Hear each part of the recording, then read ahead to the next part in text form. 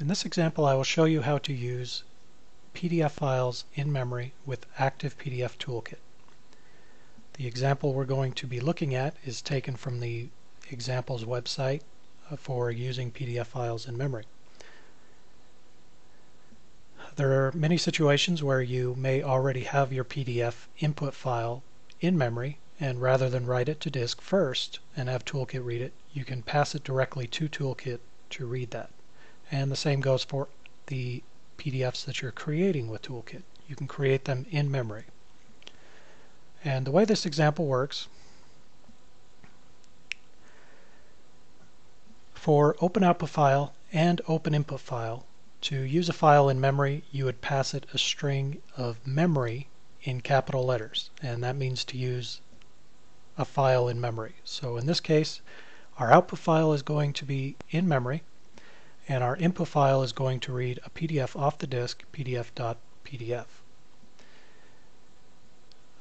We call copy form to copy the input to the output, and then we close the output file. So really all we're doing right now is making a copy of the input file in memory. To get the file from Toolkit, to get the PDF in memory from Toolkit, you would need to call output byte stream and set that to a string. So in this case, mempdf. Now that we have a PDF in memory, let's say that we want to use a PDF with Toolkit. So now we just reverse it. Open output file will be an actual PDF on the disk, final.pdf. And then we call input byte stream equals the mempdf variable. So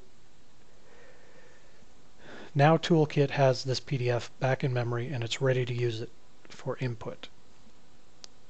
And in this example, instead of open input file, we'll use merge file, which also has the ability to use PDFs in memory. Once again, we call memory with capital letters in quotes. Close output file again, and we're done. So we've taken the PDF in memory, copied it to the final PDF written on the disk.